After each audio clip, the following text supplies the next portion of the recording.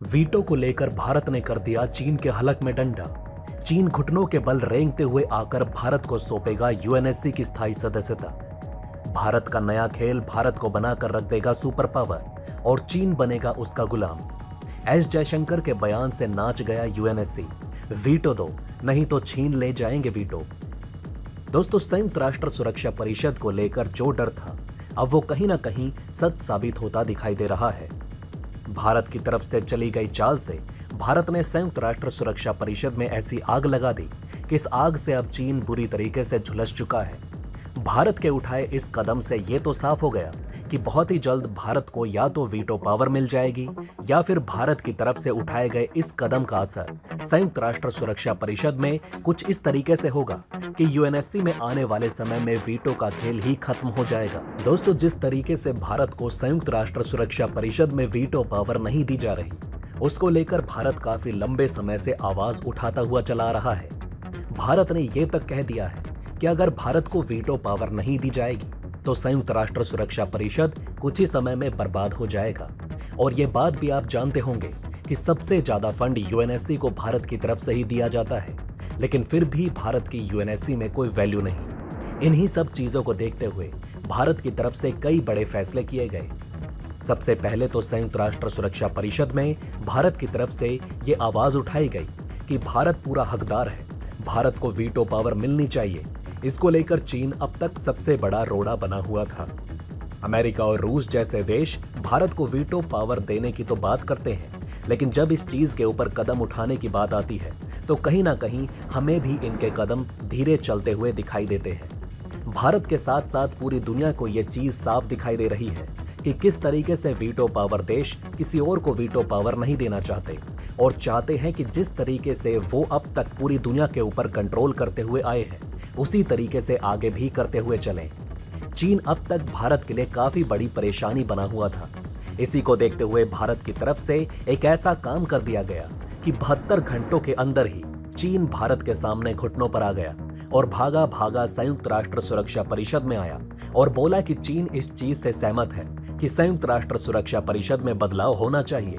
ये सवाल अब आपके मन में भी आ रहा होगा कि आखिर भारत की तरफ से ऐसी कौन सी दुखती रग पर चीन के पैर रख दिया गया है जिसकी वजह से तड़पता हुआ चीन 72 घंटों के अंदर ही भारत की बात मानने को तैयार हो गया। चीन की तरफ से ऐसा हिंट दे दिया गया जो कि भारत की ताकत को दर्शाता है। चीन की तरफ से ना भारत के विरोध में कोई बात कही गई और ना ही भारत को रोकने के लिए कोई कदम उठाया गया। एक्सपर्ट ये बात बहुत अच्छे से जानते हैं कि चीन अपनी आखिरी कोशिश तक कभी भी अपने दुश्मन के आगे झुकता नहीं, लेकिन भारत की तरफ से उसकी ऐसी दुखती रग पर पैर रखा गया है। तभी जाकर हमें देखने को मिला कि चीन की तरफ से अब खामोशी अख्तियार की जा रही है। स्थायी सदस्य देश ये नहीं चाहते कि भारत कभी भी संयुक्त राष्ट्र सुरक्षा परिषद का स्थायी सदस्य बने। इनकी तरफ से ये कोशिश की जाती है कि भारत को वीटो की स्थायी सदस्यता ना मिले। खास करके इस काम में चीन आगे निकल कर आता है, जो नहीं चाहता कि भारत को वीटो पावर दी जाए। स्थायी सदस्य देशों की तरफ से सहमति भी जताई जाती है, लेकिन चीन अपना वीटो पावर का इस्तेमाल करके भारत को स्थायी सदस्यता नहीं देना चाहता।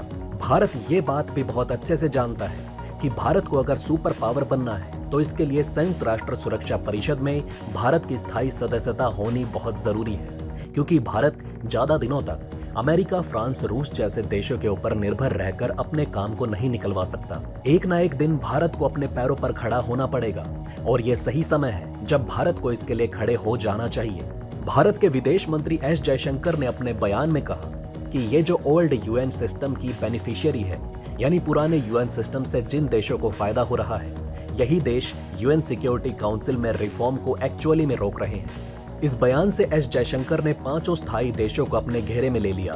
भारत ने बता दिया है कि भारत को दिखाई दे रहा है कि भारत के साथ क्या खेल खेला जा रहा है। ये 5 स्थायी देश भारत को संयुक्त राष्ट्र सुरक्षा परिषद का स्थायी सदस्य नहीं बनने देना चाहते। जयशंकर ने कहा कि उनको लगता है कि रिफॉर्म के बाद क्योंकि नए लोग आ जाएंगे, नई दिशा आ जाएगी और इनकी पावर कम हो जाएगी। यूनाइटेड नेशन को 1940 के दशक में डिजाइन किया गया था और जयशंकर ने आगे कहा कि भारत उस समय आजाद नहीं था और हमने आजाद देश के तौर पर यूएन में ओरिजेंटल चार्टर को साइन नहीं किया था। उस समय जो 5 देश परमानेंट मेंबर बने, जो आज भी परमानेंट मेंबर हैं, जिन्होंने अपने आप को खुद ही सिलेक्ट किया था। दोस्तों, जिस तरीके से भारत यूनाइटेड नेशन में रिफॉर्म की बात कहता हुआ चला आ रहा है, भारत के साथ 188 देश आकर खड़े हो गए।